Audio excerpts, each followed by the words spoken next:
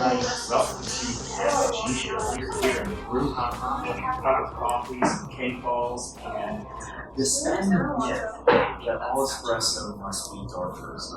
That's right. We're going to be on this episode. So stay tuned. We've got Gabby joining us this week for a very special episode of the Patty G Show. Brought to you by our amazing sponsors, Hawaii Real Estate, Lakeman's Health Center, our apparel company, Genteel Apparel, and always Currency Bank, the bank for business owners. Without further ado, enjoy the show.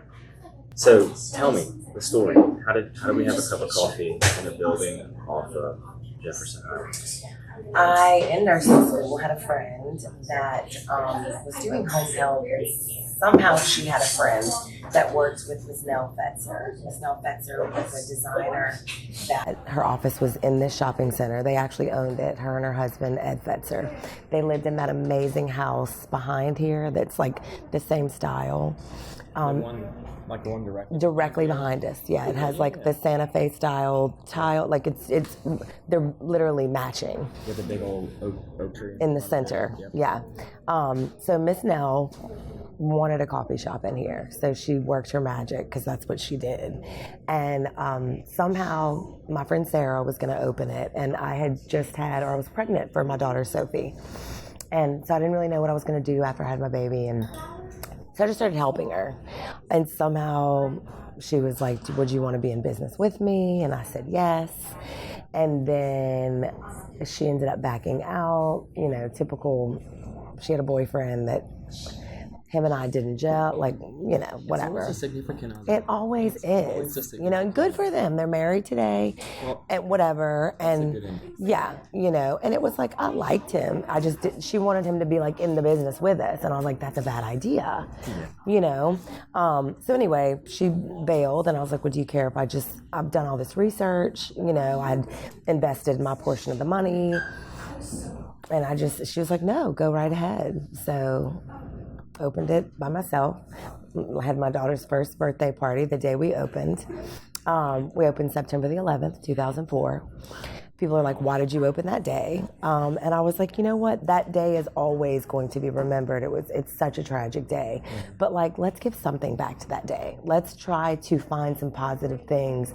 I never want to forget. But I don't know, it was symbolic for me to just take a day that was so negative and be like, I want it to be positive. And we did. And we were opening presents on the floor, having cake. People would walk in and they're like, are y'all open? Yeah. And it was just fun, my kids grew up here. It was hard. It was very hard, but I got to raise my children. They were in pack and plays in the corner, I ended up having another daughter 2.5 years later. They grew up in here. They would run around in their little walkers and run into people. They'd start crying. A customer would go pick them up while I made their coffee, It was great. It was a good, scary decision, but that's how it ended up here. Mr. Fetzer and Miss Nell were amazing. He ended up selling the building probably 6 or 7 years later, and then they both passed away, but amazing, amazing people. So wait, did I hear that right? You were in nursing school? Yes, nursing school. Okay. I was finishing that. Right, so that's a bit of a pivot. But that was, I'm 50, I'll be 51 Saturday. So this is well before all of that. Nursing school, I did not want to be a nurse. I worked at a woman's hospital. I don't know. I think that was just a popular major when I graduated high school in 91. Did you go to Southeastern? Southeastern, yeah. Well, yeah, so I'm in my clinicals, I'm finishing, and I'm like, Our Lady of the Lake, which was a shorter program. Maybe I should have done that. But I still, by the time I finished, I was like, I don't want to do this. So you went to the clinicals? Yeah, everything. And I was working at Women's Hospital, and I was working for Dr. Hayes, a bunch of female gynecologists, and I was like, can y'all put me in the business office or something? Ended up doing collections, which I loved, by the way. I don't know. I know. Yes. But a lot of it is insurance mistakes. So I would go in, and these people are freaking out because they owe all this money. And I would dig around and recode things properly and be like, hey, you don't owe $17,000. You only owe $2,200. And you can pay $15 a month because it's medical and it won't affect your credit. So I loved it. I literally thought about going into the business of collections. But then I was like, well, let me go back to LSU. I went to LSU for marketing. Okay. Got a marketing degree. Waited tables. I still kind of worked at the hospital some, but then I became a waitress. Waited tables at Sammy's, the Chimes, Dubik's, all the fun places. Oh, yeah. all the great places.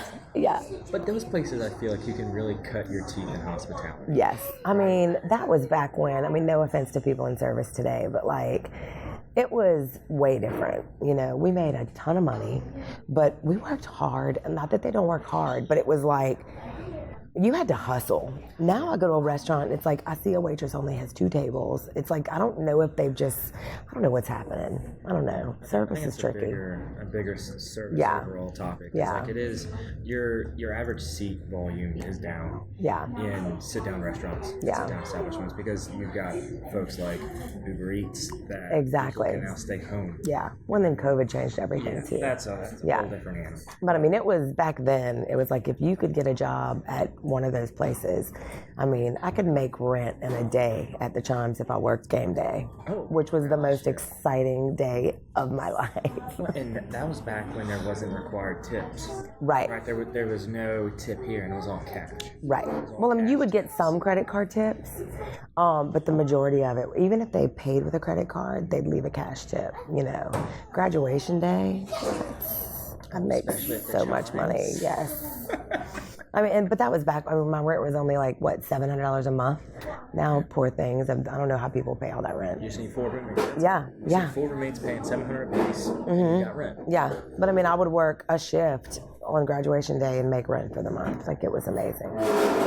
But I just learned a lot about service, and I love the service industry. But I didn't want a bar or a restaurant.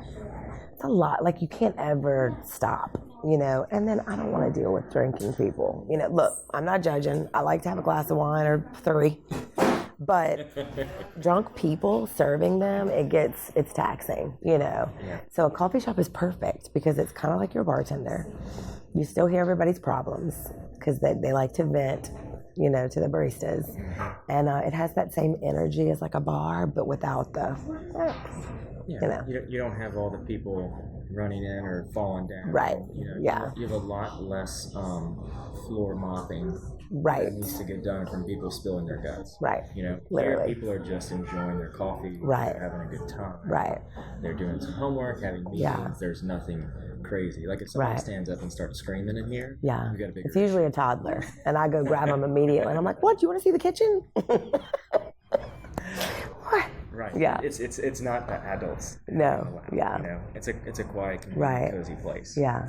So it was a good transition for me. After waiting tables, I just felt like this was a really good, I learned some stuff from marketing, but that's constantly changing. Every now and then, I'm gonna go take a class at LSU just to see how different it is. You still keep up with it? No. Social media, I try to keep up, but... you still go to, LSU? No, I'm saying every now and then I would love to, just to see, we learned about the 4 Ps, placement, price, whatever. And, what are they teaching now? It's got to be so different. But thankfully, most of my employees are younger, so they get, the social media game. They show me. They show the old lady what she needs to do. Well, that's the beauty of having a young staff. Right. And they're willing to do it. Yeah. If you go back to some traits you look for in new hires, those that want to come and work and be that sponge. Yeah. They're willing to say, let me take a phone. Let me take this. Yeah. Let me do this little quick reel or something. Yeah. It's beneficial. Right. And I love girls like that. And I think that's why I get employees that stay for so long, because I allow them to grow and kind of lead the way and have managerial responsibilities, and their opinion always matters, and they see a woman that's running businesses and doing whatever that's not, I'm their equal. I come in and work with them, and I'm I don't know, what do you think? How are we supposed to do this? What do you want? So yeah, it's just a good fit for life and all that. Yeah, you're being a leader, not a boss. Right. Yeah, I'm their coworker. Here. Yeah. Oh, and that's another thing. If I'm not present, it all falls apart. Not because they can't be trusted, because they totally can, but just the energy is different. Just being, I told you I opened a gym. Well, not in this, I didn't talk about it yet, but We opened a gym in October of 2021. Luckily, it's just 2 doors over. But when I'm having to be there a lot, like I feel that disconnect from people. So even if I'm there a lot, I come pop over a bunch, just so customers can see and, they want to know that I'm here. So how long was it just you here when you first got started? What do you mean? Like when you opened Brew Ha-Ha the first day. I had some employees. So you had I employees did. from the get-go? Yes, I had a friend that I knew, a younger girl that worked at CC's, and I knew her parents. They were regulars at Dubik's, and I knew she worked at CC's. So I reached out to her and I was like, "Hey, are you looking for a job?" And she was like, "Yeah." So she came. Stacy Hennessy, love you. Worked for me for years, and she poached a few other people from there. And they taught me everything. I didn't know how to do anything, like at all. Thank goodness for them. And they were with me for a while. But I mean, for the most part, I was either here or working with one of them. Like I had an office in the back with a futon, a TV. My kids lived back there. Like we have so many pictures of my kids growing up, and they're like, "Where were we?" And they're like, "Oh, we're in the storage room." That's what we say because now it's the storage room. But I was here all the time, and I mean, they were not stuck in a storage room. No, they ran around. But yeah, I mean, they watch TV, Roly Poly Oly and all their little cartoons back there, and we were always here. But then there was a while that me and one other girl, because times were tough, and like we were going through a struggle. This was probably when my kids were 7 and 9. And I was like, I'm really going to have to work a lot to keep labor low and all that. And there were days in a row that I would work open to close, So it was hard. Yeah. But we made it. You made it. Made it. And that's the part about service that's not spoken enough on. Yeah. That phrase you said, I had to work all day to keep labor down. Yeah. Like when you're in the restaurant, you're in the service industry, the managers and or the owners will take shifts just to keep the labor down. Exactly. And it's not like, unless you're working at that restaurant or that establishment, they don't know that happens. Right. But that is so frequent to keep the restaurant going. Right. How many people that have to be either let go or people quit and they don't show up for their shift, who's going to take it on? For the owner or the manager is going to take it on. And at the end of the day, when times get tough, you have to. As an entrepreneur, you're the one that's not taking the paycheck. Right. Welcome to the brand new Falaya mobile app. We took all the same tech that's helped hundreds of people sell their homes themselves and packed it into an easy-to-use app for your phone. When you download the Falaya mobile app on either the Apple or Android App Store, you'll immediately be able to see the power of this game-changing tool. From the seller's dashboard, you can navigate to all the information that you need. We intentionally separated everything into key groups, such as tasks to be completed, buyer leads for your listing, and contact information for everyone involved through closing. When you get an offer on your property, you can simply review and respond all within the app. No matter where you are in the world, you'll be able to monitor everything that's going on with your property from listed to sold. It's truly the power of Falaya in the palm of your hand. Download the app and see for yourself. Falaya, it's real estate reimagined. And I mean, a lot of times I'll go into restaurants that are struggling and I see a manager like standing over there doing nothing, probably making more than the 3 people the waiters make combined. And I'm, no, you got to get your hands dirty. Like you get in there and you do all the tasks, because, I mean, and granted, I hated that I ever had to take hours away from people because, I mean, they needed their jobs too. But, I mean, if you don't stay open, you can't employ anyone, Better to help 2 people instead of 4 people. Right. And I mean, like during COVID, I was in here doing whatever it took, that's when we really upped our game with roasting and put it on Etsy and just doing whatever. I would do cake ball pop-ups, where I would put on social media, like this day from this time to this time, we're going to be at Brew. We have this many flavors. And we would set up like a little safe at the door, like nobody could come in, and people would either pre-order and we'd have it ready, or they'd walk up and be like, I'll take 4 dozen of whatever, and then they would either Venmo or whatever the easy way to do it was. Transactions. Yeah, I mean, it's like that hustle. And like there was a meme that said something like, if you did not show your hustle in 2019, you don't have it. And it's like, I don't know that anybody hustled more. Yeah. If you were one of the groups, I was like, oh, this is great. I'm just sitting at home doing nothing. No work, no job, no nothing. Because my rent's furloughed. I don't have any bills. No one can collect anything. Those are the folks. I didn't have those luxuries. Yeah. And I mean, all of my employees, like some of them were able to get whatever the whatever they were calling them, the stimulus checks. Yes, but some weren't because they were such part-time workers. So it's like trying to figure out. And then the ones that could have it, I was like, okay, then I'm gonna, if I have shifts where people can come in and work or bake or whatever, I'm gonna give those hours to the people that can't get it. I mean, we would get on Zoom calls and figure out like how everybody was gonna be able to pay their rent, because I didn't want any of them suffering. It was tough. Yeah. But I look back and I'm so glad it happened. In some ways, it really gave me an opportunity to like focus on, like we were doing food. I was losing. Like you were making. We had lunches. Yeah, we had breakfast and lunch, and it was delicious. And people begged me all the time to bring the food back. Like our skillet. It was like an omelet. Omelets are tricky. They're not pretty every time. So I thought, how do you make a pretty omelet every time? You put it in a skillet. So you mix up all the stuff and you put it in a little cast iron skillet and you top it with cheese. Can't mess that up.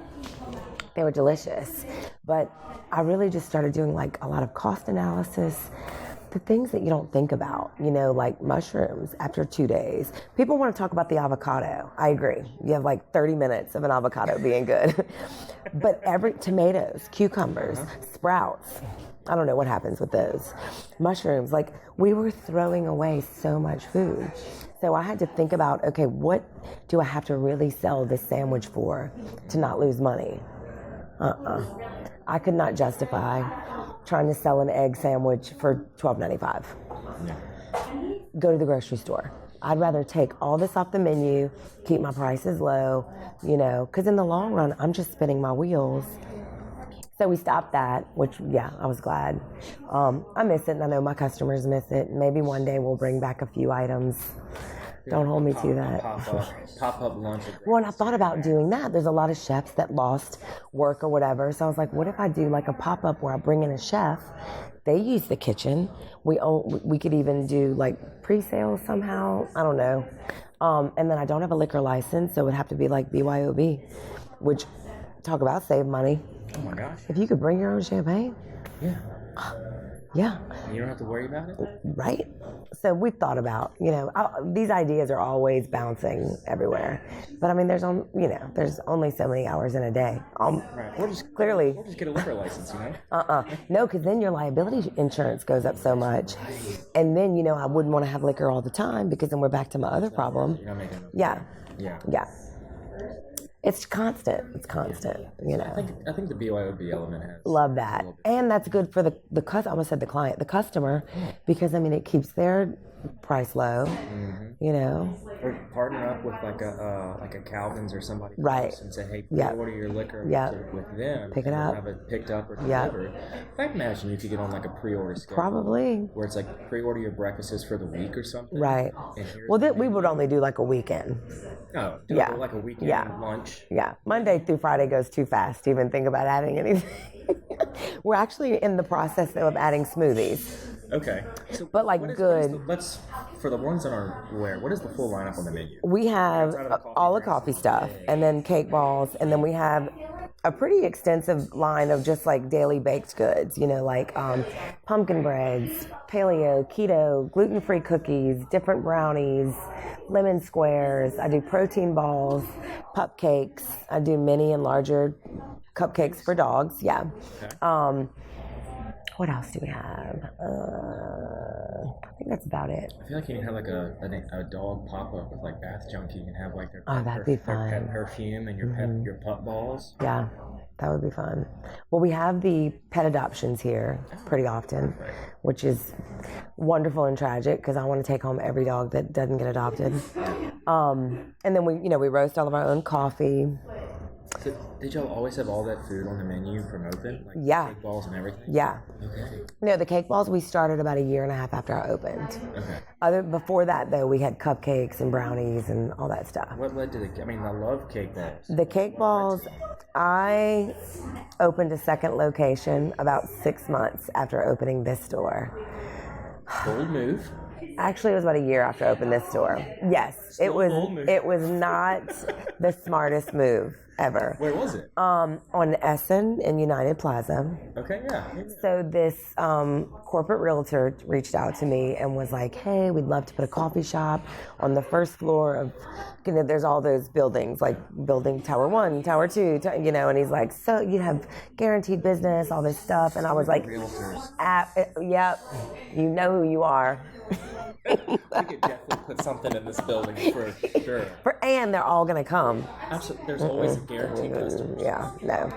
So I said no. We're not bashing on realtors. No, we're not. I love him. I love him. It's an ongoing joke. And I wouldn't have the cake balls if it wouldn't be for it. So there we go. Praise. Got it. But I said no. And then one of my employees went around me and offered to do it without me. Oh. Are they still with the company? No. Okay. But they were after that for a while. I'm a forgiver and I understand. Well, it wasn't to hurt me. They saw an opportunity. That's fair. And I get it. Yeah. And they weren't trying to, that is no competition for me. That would have been way over there. So good for them, and I wish I'd have just been like, you go right ahead. But instead, my ego got in the way, and I was like, oh, forget it. Because the realtor called me and said, look, I just want to let you know such and such called me, and they're like, I want to do it without her. And so I thought, show you. Think you can do it without me? So I did it. This episode of the Patty G Show is sponsored by Genteel Apparel. Genteel Apparel is our newest clothing outfitter. We've got a great partnership with them. Head on over to the website, pattygshow.com/sponsors to learn a little bit more about them, and there's a little treat there for you when you get there. Again, this episode is brought to you by Genteel Apparel. And I was in a 3-year lease, 5-year with a 3-year out clause. Okay. So I open over there, get myself in some debt. Not much. I've always been really smart about, get what you can as you can afford it, whatever. Right. But enough to be a little bit uncomfortable. Right. And so it was failing. I mean, everybody in those towers had free brewed coffee, so they didn't need brewed. So our specialty drinks, a lot of people that worked in those buildings either made minimum wage. They didn't make, at the time, that was 18 years ago, maybe they made $8 an hour. They're not coming by a coffee, So. What, an hour of their wage? Right. An hour of their Yeah, and I don't blame them. So I started being like, okay, maybe I need to offer lunches. So at the time, Mangiuni's was moving in. Mm-hmm. So I reach out to them and I'm like, hey, y'all are new to the area. Can we work out a deal where I get like pans of lasagna or whatever for cheaper, where I make a little money, gets people in here, and then I got like a soft drink machine. I figured out other ways to, hustler. Absolutely. I've been hustling since 2004. And so that worked for a while until they were like, okay, we don't really need this anymore. So my pans of lasagna go up to like too much money and I'm losing money. So then I started working with Jeff Warner, a caterer. Mm-hmm. Did that for a while. And then again, I was just breaking even. And I'm like, okay, I can cook. So I started cooking and doing like crawfish etouffee or red beans and rice, just stuff that you could do like in bulk. Yeah, easy bulk. Right. Tough to mess up. Right. A good base recipe. It multiplies well. Right. The recipe doesn't change so much. And so I did that, and I enjoyed it for about a year, and then I had another baby in the meantime. So I've got an infant. I've got this store. I have a toddler. I was just in over my head, Being in the midst of that now, I don't see how you did it. I don't either. And luckily, like my stepsister was working for me. She was managing the Essen store.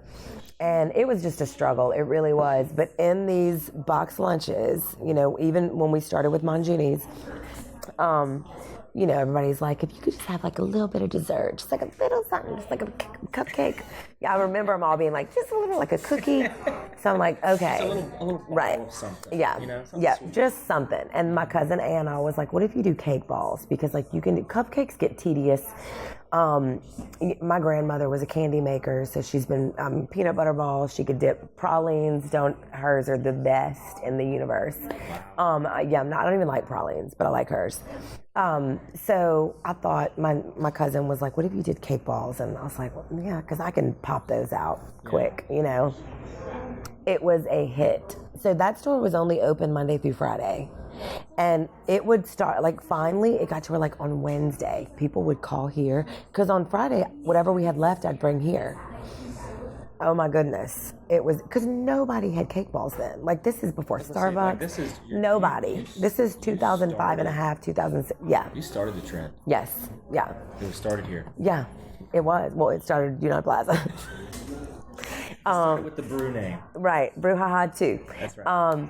So we'd bring them here, and literally people would start calling and being like, whatever flavor you have left. We only did red velvet at first, and then we were like, we can do this with chocolate cake, strawberry cake, and now we have a million recipes. But they would literally call and be like, whatever you have, I'll take it. So, like, well, dang, we should start making them for this store. They were buying the rest of them. Yeah. Like, give me all your leftovers. Yes. Wow. Yeah. And so I was like, okay, well, we need to start making them for this store also. So as soon as I could get out of my lease, like the 3-year out clause, I think I had to pay like $12,000 to get out of it. Yeah. That's steep. Yeah. I had to make a lot of cake balls to recoup that. So, but thank goodness, like, that mixer's pretty loud. So that was over. And then I was just able to focus on this store. And I've had so many people approach me since then to open a second location. No. I've thought about it at one time. I almost opened in Willow Grove. Okay. And didn't, thank goodness. Now it's Rev A, so good for them. They're doing great. I don't know what was happening then. I think I thought I had this like mastered. My kids were older. I had a little more time, you know. It's always, you can always do a second one once the first one's running smooth. Yeah. It's like, let's just add a second one. But but then we just kept going back and forth with the developer there. And finally it was like the universe was just telling me, So then I didn't.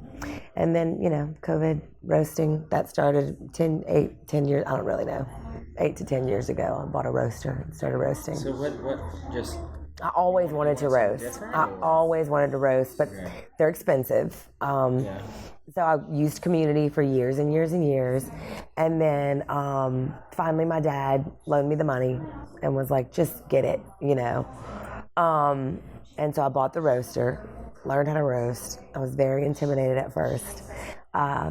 And so we would roast a little, but like I didn't think I could keep up. Like we go through so much coffee, like espresso, brewed coffee. So then we just I would only bag it and sell bags of it. And people would be like, oh, do you have this brewed right now? And be like, no, we have community. Which I love community. We still keep one community because we have a few regulars that would be like, no community. What's wrong with you? Don't change. Right. And I mean, look, I am nostalgic too. Like I love community dark roast. I will always love it. I keep it at my house. Breakfast. Yeah. Oh, I do like that. That's the yellow label? Blue label. Oh, I don't know about that one. Maybe I'll try it. But yeah, again, I don't discriminate against other companies. Like love community, love it all. So finally I was like, okay, I'll start roasting just for espresso. Okay. I don't know why I chose that one over brewed, but I did. Because it's all going to be a dark roast. No. You know what I learned? The darker the bean, the less caffeine. Oh, yeah. So the more full flavored coffees, like if you get an espresso drink, like a latte, and it has that crema, light, whatever, my beans that I roast for espresso is the lightest roast possible, like 430 degrees. So when you're roasting coffee, So this is a light. that is the lightest roast, yes. And it gives it so much flavor. So I had no idea. Well, I didn't even know about the caffeine thing for years. Michael Mahaffey one day somebody asked me, what has more caffeine, dark roast or medium roast? Because we had both. And I was like, dark roast. So out of respect, he waited for that customer to leave because he used to own Perks. And he was like, Gabby, he was sitting, we used to have bar stools. He was sitting at the bar and he said, the lighter the roast. I was like, what? I mean, I'd been open 6 or 7 years before I learned this. The more you know. Bless you.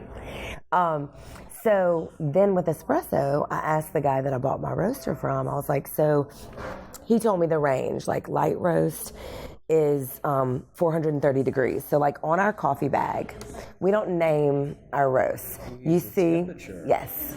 And I'm the only coffee roaster that I know of that does this. So this bag of coffee was roasted to 430 degrees, which is the lightest. You don't want to let it roast any less than that because it won't get the chafe off the bean. Like it won't break through to the good part of the bean. Got it. The highest you ever want to go is 470 degrees. So that's a small window. It is. That's like what 10, but it 10%. crazy changes the taste and even the visibility of the bean. Mm-hmm. So like our light roast bean is a light brown and you can see like, pecan has that little striation in it where it's lighter. It looks like that. A dark bean is just dark, So I asked my Ken that owns Coffee Crafters, where I bought my roaster, I'm like, so an espresso bean, I'll just roast it beyond 470. And he was like, no. And he told me something that almost broke my brain. When somebody says espresso, and it's ESPRESSO, I used to say espresso. Yeah. Everybody did and still does. Yeah. Anyway. So espresso is the preparation. So you can brew a pot of coffee, you can percolate, you can pour over. Espresso means you took the coffee and you made it through an espresso machine, which is a boiler, hot water, steam. It is the preparation of the coffee. It has nothing to do with the grind. With anything. Now, the grind of it has to be really fine, but not overly fine because then it won't go through. But if you look at those bulk bean grinders, like in Whole Foods, and they have a dial. Yeah. It'll show you. For Costco has one. Yeah, it'll show you like if you're making cold brew. You want it on course. If you're making, so it goes all the way, like auto drip, like a coffee pot, falls about here, and then it keeps going. So your fine or Turkish, that is what you grind it to for an espresso machine. So every different way of preparing coffee, there's a different grind. Yeah. But espresso means the way it was prepared. Thank you to our wonderful sponsor, Lake Men's Health Center with Our Lady of the Lake Physicians Group. Guys, I know it's tough to get out and go to the doctor. I know it's challenging to find time in our busy days, but I promise you, signing up to be a part of this group with Dr. Curtis Chastain and Dr. Tyler Boudreau, you won't regret it for several reasons, but most of those being the fact of the time it saves, where you're able to get in on the same day, get that appointment done, and spend that time you need to talk with them about what your health goals and concerns are, as well as ensuring that the financial investments you have, you will be able to live out and see those come to fruition. So if you're an investing guy, you know all about and planning for the future and investing in the future. There's no other more important thing to invest in than your health. Make sure you go check them out. Our Lady of the Lake Physicians Group Men's Health Center, and tell them Patty G sent you. How the water turned into. How the pressure and the machine itself. So like an espresso machine is basically, it kind of makes espresso, but it's a Nespresso, but it just blew my mind to think that I thought espresso meant the actual type of coffee. Right. So I get confused when I go into places that sell bagged coffee and it'll say espresso. Well, what makes that? Especially if it's not ground already. Because if it's not ground already, why? Makes no sense. You can have it for whatever type of coffee you're making. Right. Yeah.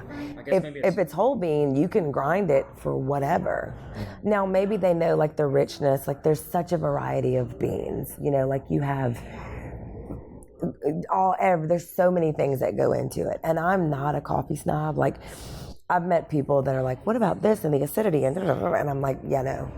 Walker, my husband, got into that a little bit. I never really did. I like origins. I like if they're organic, different ways of processing, whether it's with water or honey. There's so much to learn. But I think overall the most fascinating thing I learned was espresso.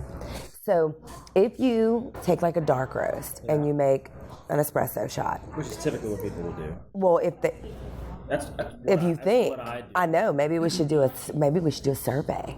Let's go around to all the coffee shops. Be like, how dark roasted is your espresso? Because I would be interested to know. Temperature? Right. Well, they probably don't even know because some of them. Question with how dark it is. I think right.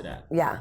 Like this whole thing. Whenever I told the guy from my roasting company where I bought my roaster that this is the way I was going to label coffee, he was like, "That's fascinating," because literally you could pinpoint. Like I know 439 degrees of almost any bean, any origin, whether it's Guatemala, anywhere.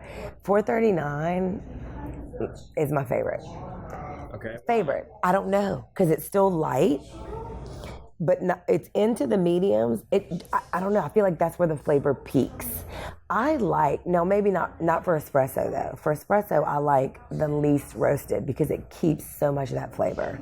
And like when you if you order just a single shot of espresso, if it doesn't almost look like it has froth or caramel on top, it is either over roasted or a terrible coffee. Like you want it to have, it's called crema. You want it to have that on top because it's the bean. Like it still has, the more you roast it, you take away all these particles and parts of the bean that give it the flavor. I mean, you just imagine a piece of toast. Yeah, when you burn it, toast. you taste burnt. It's the same thing with coffee. So that makes a lot of sense. Yeah. I have a home 2-in-1 coffee station where I can make an espresso or I can make a regular pot of coffee. Right. Because during the week, I ain't got time for no espresso. Yeah. I need a pot that I can preset overnight. Right. Does it have a built-in grinder? No. I'm not. So you grind, so you buy it pre-ground. So I bought the bean because at the time, I thought espresso had to be the dark roast. So I bought a dark roast bean, I was at Costco and I did the Turkish grind. And so I ground it at the Turkish level and put it back in. So I'm still working through that batch. Right.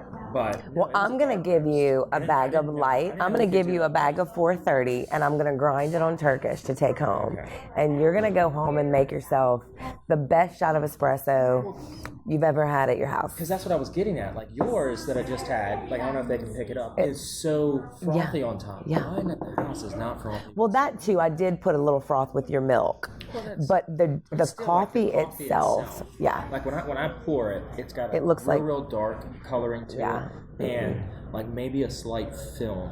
Yeah, no. But then as soon as I've got like the little milk frother, as soon as I pour that on, it's gone. If you make it into a glass, they look like little shot glasses. Put them in 2 little stainless steel You should see, well, you can't see this in stainless steel, but if you use real glass, you should see the blackness of the coffee and a section about this deep that looks like light brown froth. That is what your shot should look like. Mine don't look like that. Yeah, it's gonna. See? You're never gonna have to go to a coffee shop again. It's not what you want to say. I know. About your own coffee. I know. But you are within walking distance of me, so it's I mean, people come back for the camaraderie and the cake balls. Yeah. That's and hopefully the coffee too, but But I mean, it just makes such a difference, and it's like the things you learn over time. Like I knew the temperature of the coffee changed the level of caffeine in it. I didn't realize about the espresso process and that the name espresso is from the actual creation of making the coffee and not the actual grinding of the bean. Yeah. Because I thought the same thing. Oh, you buy espresso beans. Every time I see one of those bags, I'm literally like, what? Like, who's your marketer? Yeah. But I mean, they're getting people. Like, I could bag stuff and call it espresso, and people would be like, oh. But it would all be light roast. They'd be like, Gabby's espresso is the best. Yeah, it's just fascinating to me, that it's like I had no idea. I had no idea that it was all about just how you made it. And now you know. Yeah. Now you know, and now you've educated everybody else. And it has a lot to do with like how much you tamp it and stuff too, like the pressure. Some people are like, they even measure the pressure of the tamp. Like they don't go that far. I have no idea. Yeah, and like the speed. I put my scoops. Yeah. And I just flatten it out. And that's it. And like it doesn't come out super slow or really fast. No, it should be like a nice steady stream. Yeah. And I know because I do doubles, and so I know if they're equal, I was like, that was a good one. Yeah. And if they're not equal, I'm like, well, I'm gonna drink it anyway. I'm Just add extra sugar. It's going to be fine. Honestly, I don't put any sugar in my latte. Oh, yeah. I did put a little bit of raw sugar in I mean, it yours. was good. It was Yeah. good. It was I very love a good. little raw sugar or a splash of honey. I'll put raw sugar in my regular coffee. Yeah. I'll do a little raw sugar. See, and I'm different. My regular coffee, I just drink it black. I know. But I like iced lattes the best, and those I don't put any sugar. But if I drink a hot latte, I like a little. I don't know why. It's like the last sip, you hit like a little bit of sugar, and it's like I don't know. It's like dessert at the end of the cup. It's like I just need a little bit of Yeah. dessert, you know. Well, there you go. Lunch. I just There you go. need lunch. And you nailed it, right?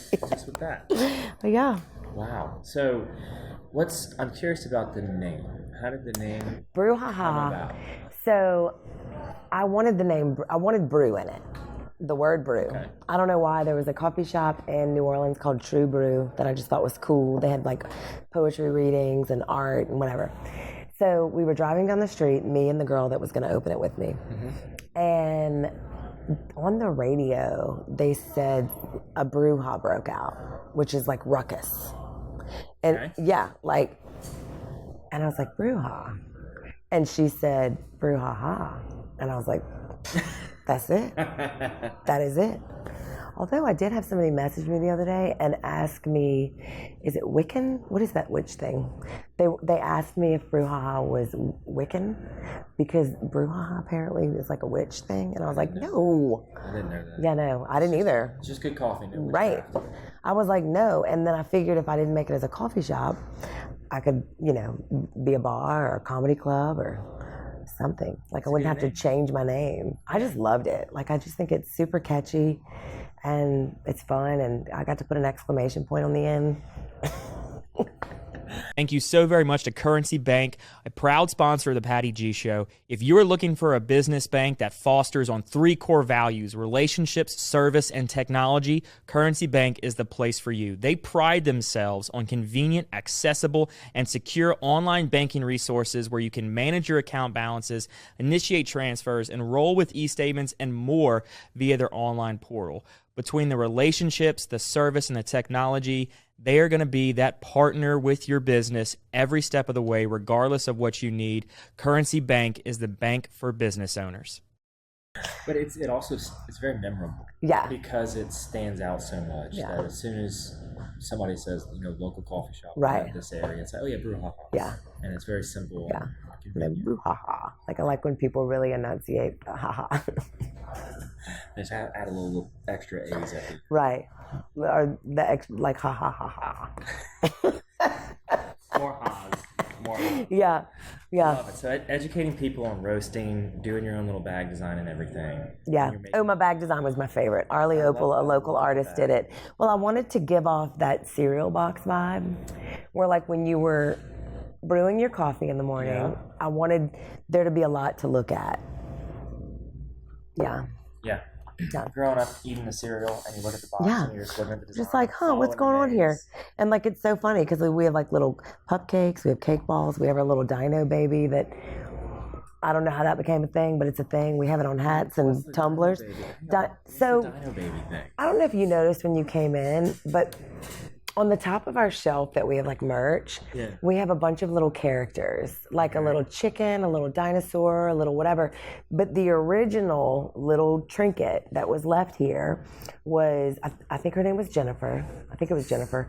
Her son left his little dinosaur here. Okay. And so we sat it on top of the shelf because they come a lot. He would be like, oh, there's my dinosaur, and they would get it. So it was king cake season, and we do the king cake balls, so we had king cake babies everywhere. So one of my employees took the king cake baby and made it ride the dinosaur. So there's a... Clever. Yeah. And people would come in and they're like, oh my God, that's so cute. So then Jennifer came in, and I was like, oh, this is your little boy's dinosaur. And she's like, he has $1 million, y'all can keep it. I don't know how, but after that, little kids decided that they wanted to bring us. We have a collection. Like, there's probably 30 little toys up there. We have a little Jesus. I have a little, those Murshka dolls, like a Russian stacking doll tattoo. Somebody brought a little stacking doll. We have a little chicken. We have a little pig. We have a little fox. And the kids come in and they love it. We did glue down People started taking some of the I was about to toys. say, people have got to start taking them. Yeah, because a kid would bring one and think it was like, leave a toy, take a toy, Yeah, which is totally fine. makes sense. But we didn't want Dino Baby or the little stacking doll to leave, so we Gorilla Glued those to the thing, and the rest of them are kind of, like Little Free Library. We have that. Well, we have Little Free Toys. But I love it. I come in all the time, and I'm like, oh my God, there's a new one. I actually found a little yellow dinosaur on the floor. Me and my daughter went somewhere recently, and I was like, oh, look. And I picked it up, and I looked around to make sure I wasn't stealing a kid's toy. And it's in my purse. I need to add it to just stuff like that, that like this, that's the kind of stuff we do around here. Yeah, well, and being around for 20 years now. Yeah. Like you have all those stories. Yeah. All those. And look, Dino Baby made the bag. Made the bag. Yeah. And like I said, we have tumblers now with Dino Baby. We have hats. It's just the way things just organically. Is the kid getting royalty out of this too? No, I know. I'm like, I feel like we need to give y'all something. I'll throw him a cake ball here and there. I mean, not really throw it. Give him a cake ball. Here you go. Give him a Dino Baby. But like when he gets older, you know how fun that's going to be to know that he started this? He's the Dino Baby OG. Yes. Like we would not have Dino Baby without him. I love that. So it's just fun. And like that's my original logo. The little girl face. Okay. A friend of mine, Jason, made my first logo, and it was like this little girl that was very Hello Kitty-ish. That's very Hello Kitty-ish. But she was very phallic. I'll have to show you my original logo. It was her and then 2 cake balls. We couldn't put that on shirts. I was about to say, not shirt or hat appropriate. Yeah. So we tweaked her a little bit, but then we've just kept her little head, and now she's like back. We brought her back in. So we just kind of cycle through different things. And several years ago, my face, which, is a fun topic, we started using that. And it's so funny. I've had friends be like, whatever possessed you to put your face on the coffee cups? Because, see the little coffee cup? My actual face. That's you? That's me on the sign. But that's me 15 years ago. Yeah. So TJ Black, TJ Black did a painting for me of a photo that I had taken. I did a pinup photo shoot for my husband. And I don't know why, but TJ took it, and the painting is in the first room. It's still hanging. And I just love it. And so he ended up taking that to make my sign outside. And then it became like, I think it was Chris Brooks. Chris Brooks or somebody was like, you should put your face on everything. And I'm not fluffy. I'm not, I barely brush my hair. It was a good day. I was having a good day. That's a good hair day. I had my hair, I never wore my hair down. I'm like, this is kind of fun. And he's like, everybody's going to talk about it. And they did. Some not nice, but look. That's going to happen. I always get talked about. It's fine. But more talked about it good than not. And now it's funny because we're weaning away. It's not in our cups anymore. I'm always going to keep that painting. We're about to get a new sign. And I don't know if Dino Baby's going to go on there or maybe this girl. I'm not sure yet. We're still thinking. But she's going to go away. Me, she, whatever. And it's just funny, that it's there was a phase that it was my face. I don't know. I wouldn't do that again. We get a gray-haired lady. like a Venom now. Right. Put your original face through right. AI. Yeah. Let's do that. The same way you are today. It better be nice. Yeah. But I love that element about a brand. It's it's full of the stories and customers that make up the company. Right. And it's not, you're not out here with this, we're going to redesign the logo to get with the times. It's right. The times are going to redesign our logo. Yeah. With what we've experienced. We just always wanted to be different. Yeah. Always just wanted to be different. And funny. If it made us laugh, hopefully it made other people laugh. Yeah. But it's just always been a good time. Did you ever think you would make it 20 years? Yeah. I mean, I was so passionate about it. I fell in love with being here. My grandparents were here every Friday until they passed away. And I mean, my poor Pawsy, he had dementia so bad. And my mama, she didn't want to go home because then it was they were just going to sit at home. Yeah. So they'd come on Fridays and he had his little routine. He would eat a walnut brownie, get a little glass of milk. Then he would go out and check the oil in the car. Don't know why. Well, sometimes he would repeat that 3 times because he'd be like, babe, did we have a brownie yet? And she didn't want to go home. So she'd be like, no. So they'd get another brownie and she'd just eat a bite or two. He could eat I never saw a man eat, but he was this big. Teeny tiny. Yeah. And then he'd go take a nap in my office and whatever. And it was like they were always here. My kids grew up here. I watched this neighborhood grow. I mean, this neighborhood was not what it was when I opened at all, you know? Yeah. And I mean, there were times that I worried I was going to have to pivot, but I just knew I was going to do what it took to pivot, you know? I thought about selling it one time. After I divorced my kid's father and I was single and really struggling and didn't know, I mean, like, I would take a gallon of milk from here just to have at my house, you know, like the struggle was real. And I had a meeting with a guy friend of mine and his girlfriend that were interested in buying it, you know, and he looked at me and he said, I mean, realistically, I could give you about $20,000 for really the contents, but like, you haven't really created anything. How long ago was this?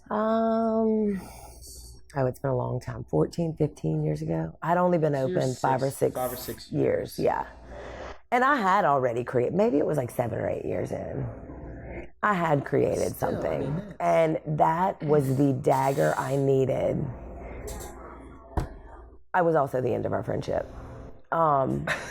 I'm like, you can't, how do you say that? And maybe if you're doing that just to lowball me, like, that is the worst thing you could say. Like, you just didn't talk bad about one of my kids. Yeah, like, especially as a friend. Yeah. You know, like, if anything, it would be, hey, Gabby, let's look through the financials, the right. P&L, right. our sales. Yeah. Let's look at that.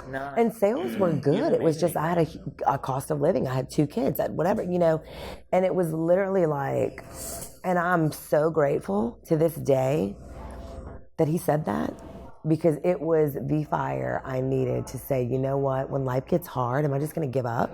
Am I just going to tuck my tail and go get a job that I probably get fired from in 5 minutes because there's no way I could work for other people? True story. I was just dumbfounded and hurt and mad and passionate, and that was it. And I was like, watch what I can create. And there was no turning back after that. Like, I was just like, and when I see him around, you just wait. Yeah, how are you? You ever bring him like ship him bags of coffee every now and again? No, I think this smile says it all. So thanks, sir. And I love that about you. Yeah, you know, and it's like, and I don't wish, you know, it's like karma's gonna get him. I don't wish ill on anybody. And maybe his intentions were not to hurt me. You know, maybe he was solely thinking from a perspective of, let's see how cheap we can get this for, you know. I get it. You know, just like the girl go and want to open the coffee shop without me. I get it. I can always understand your side. Mm-hmm. That doesn't mean that I don't have my side. And I can always hold on to that and be like, how dare you? Like, ew, but thank you, you know. Yeah, it gave you the motivation that you needed. Right. To 16, 13, how many years later from that conversation, do you feel now you built something? I felt then I'd built something. I love that. 2 days in, before we opened, I felt like I built something. Because, I mean, I was here painting walls and staining floors and building bar tops. Like, our original bar front were some old doors that were in a bar that was where Manjuni's was. Before that, it was like Pave or something. It was an old bar that when we went in there, it was nothing at the time. Mr. Ed was just showing me around. You know, like old men like to be like, come look at this and come look at this. I loved it. He would take me on tours of everything. And there were all these doors in there, like big, solid pieces of wood. And I was like, can I have those or buy those to make my bar? And he's like, you can have them. So, like, that's still a part of this place, you know, like, and I did all that, you know. So it's like, I never felt like I didn't build something. He may have thought that and that, you know, but why'd you want to buy it if it was nothing?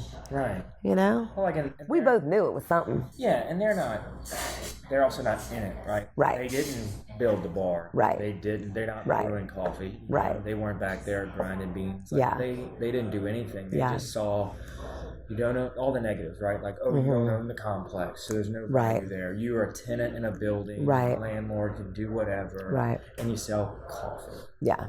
Like, who can't do that? Right. A lot of people. I can't make a good Yeah. latte. Yeah.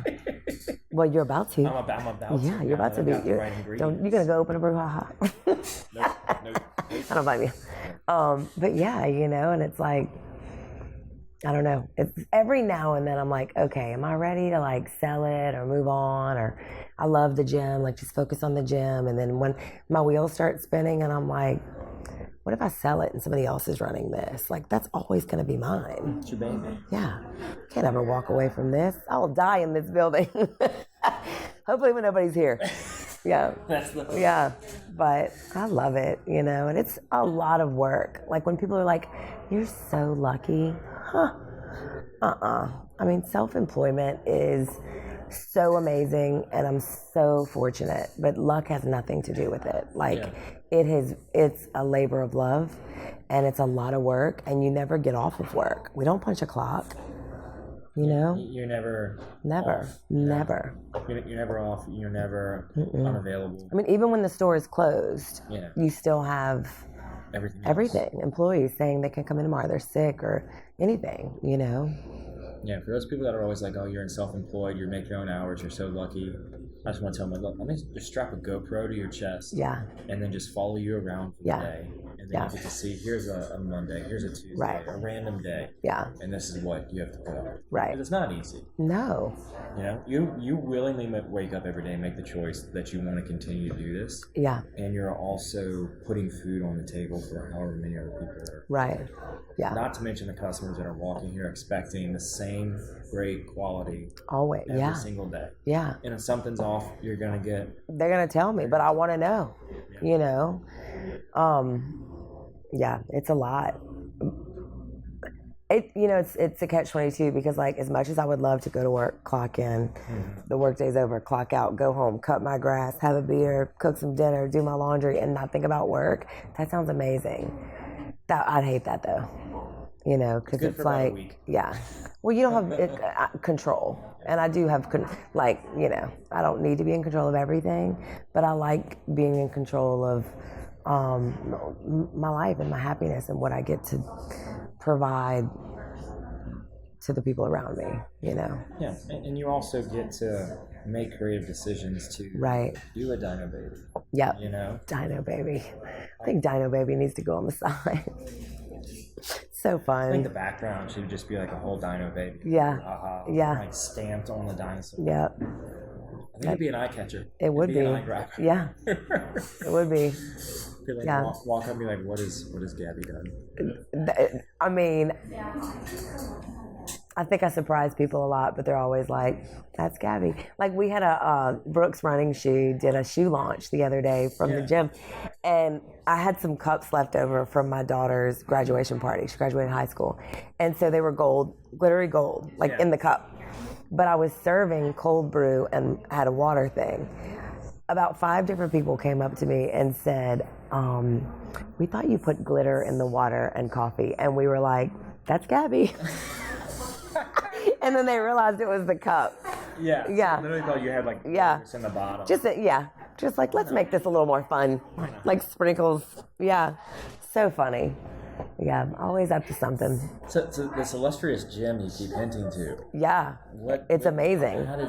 You got to come over there and see it. So Walker's a personal trainer, my husband. Okay. And he's done that as long as I've known him. Like we actually met in here. He came in to promote a race he was putting on, and he's younger than me. He was real cute. I was like, who's this? And so needless to say, a few months later we started dating, got married, whatever. But he was a trainer and I love to work out. And I go to all these gyms, but it was like everything was just missing something, you know? And so actually during COVID, we talked about what if we just go for it and open. He's always wanted his own place. So we did. So 2 spot literally in the shopping center, 2 doors over. We opened the block in October of 2021. And it's just a boutique style gym. We have group classes, personal training, Pilates, yoga. Like this morning I taught an obliques and cheeks class with all kind of stuff. So it's like a gym that has a little bit of everything, but it's small and like we're all super close.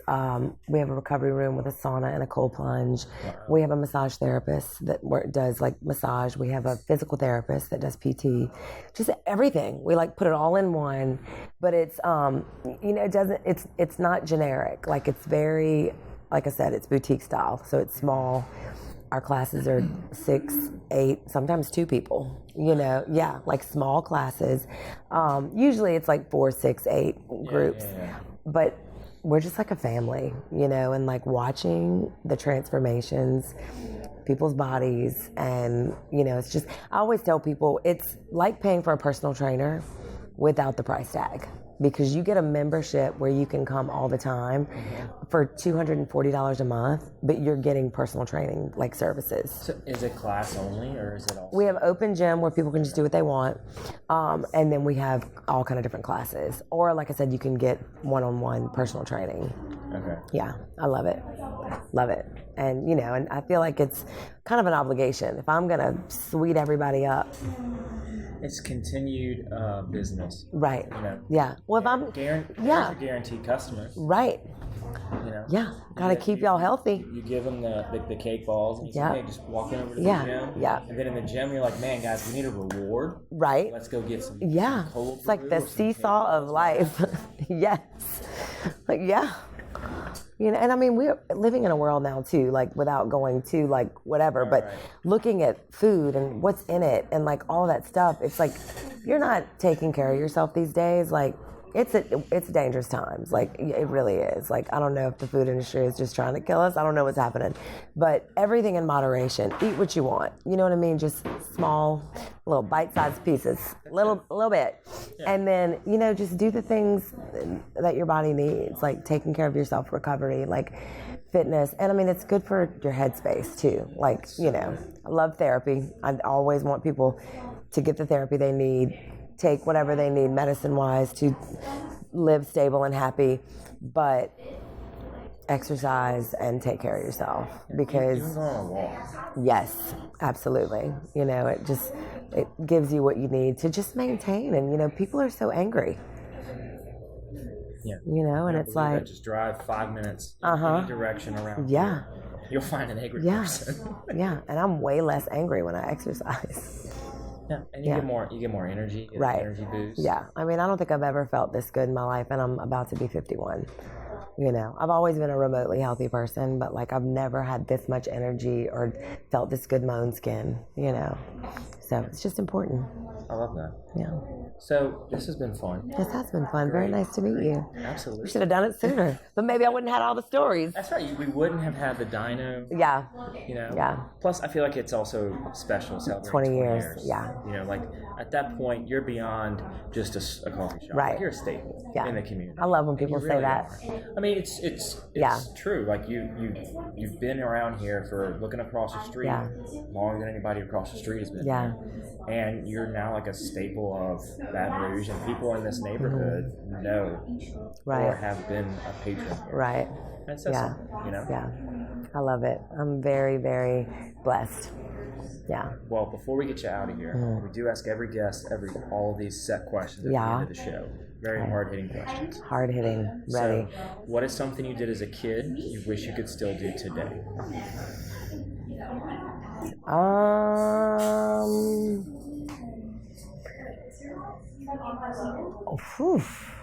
think I can still do everything that I could do as a kid. So we've had people just as easy as ride a bike carefree and go house hopping with friends. Someone said jump off a roof into a pool. Someone said I still do all those things. I'm still a kid. I love it. Maybe just I tell my kids all the time, like, don't hurry to grow up. Just the freedom of just being in the moment. Like, I remember leaving my house in the morning and just being, there was no stress. Yeah. Yeah. Like the worst thing was, what am I going to eat for dinner? Am I going to get a snack? Yeah. Or just like, I was such a confident kid and just theatrical.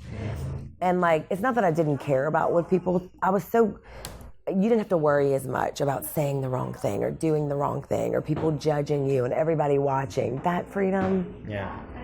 It's good for you. Yeah. I love that I'm known, but I also sometimes like it stresses me out because I'm like, you know, what if I do something wrong? Like everybody's watching for you to fail, you know? So maybe that freedom of just being like, just be you, you know? So I guess that, because I could still climb a tree and ride a bike. I never could do a cartwheel, so not that. For some reason, yeah, I'm going to practice. Good. Yeah. So you've been in business 20 years. Mm-hmm. You have gone through ups and lows. Yeah. And now you've got a second business 2 doors down. What are 3 lessons you've learned along that path? It's better not to have a business partner. Sorry, Walker. The customer is not always right. Because sometimes they mean and they just want stuff for free. So you have to not engage that respectfully.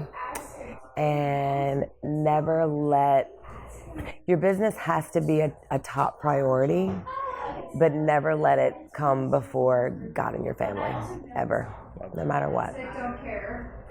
So, what is something you love about Baton Rouge?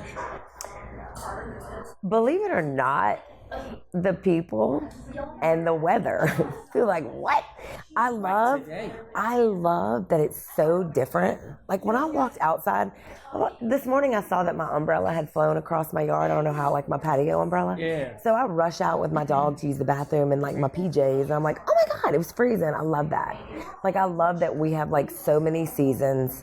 And when it's hot, it's hot. And look, when it's freezing or towards the end of winter, those few days, I'm like, can't wait. Yeah, I can't wait for summer. And then by the end of summer, I can't wait for winter. I love all that. I even love the time change, like, because I feel like it goes with the seasons. Yeah. And the people, it's like, we're a small, big town. Everybody knows each other. We have more community than people like to admit. You know, at the end of the day, we have each other's backs, you know, and I think it gets a lot more negative than it gets positive. Like, I can't stand when people are like, nah, Baton Rouge, I hate Baton Rouge. Why? Because if anybody is struggling around me, just when people's pets are missing and I see the camaraderie that comes together to, come on now, do you get that in other cities? Maybe you do, but I don't know, but you get it here. And I love that. We get it here. So the people in the weather, complain all you want, but the people in the weather are good. Love it. Yeah. I love that attitude. Yeah. So the final question, Gabby. Yes. What can I do to help you? Send me pictures of your perfect shot of espresso. First of all. Got it. And I don't know, just share my story, you know, tell people the coffee thing, you know, like I love repeating things that people told me that I found interesting or whatever. And just that, and be nice to people, you know. So people might be having a bad day. That doesn't excuse them being super ugly. So you can be like, are you having a bad day?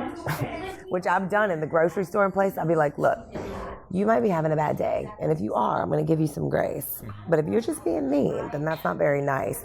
And they come right out of it. Or they walk off. Yeah. But one of the two is going to happen. Usually they come right out of it. Yeah.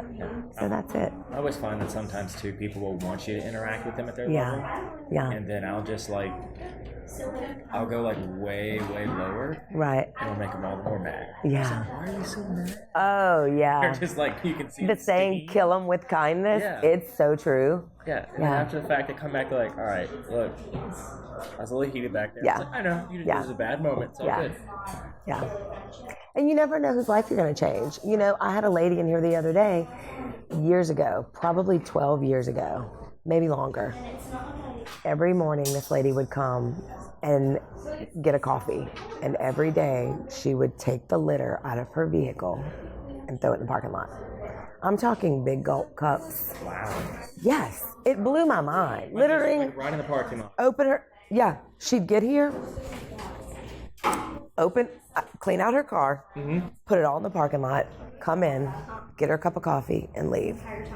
So finally one day, I just went out there and I said, ma'am, like, somebody has to pick this up. Like, we have a garbage can. I would rather you bring it in and put it in our garbage. I wasn't ugly about it. Whatever. Do you know, the other day, I'm cutting through here. Somebody's sitting over there. I was like, hey, can I talk to you for a minute? I thought she looked familiar, but everybody does.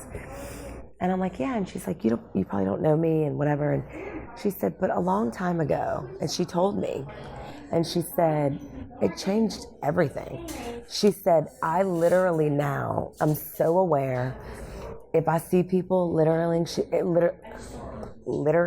she's like, I will respectfully tell them, like, it's just somebody has to pick that up and whatever. And she's like, and I know it's not that big of a deal. She said, but thank you for handling it the way you did and not treating me like I was an idiot. Yeah. Because I was able to move that forward and help. She said, my boyfriend threw a banana peel the other day. We were on a walk. And I was like, well, technically, those are kind of biodegradable. Like, I'm on the fence about banana peels. A squirrel eat. Right. Something will eat them. However, I appreciate the fact that you corrected him and he picked it up.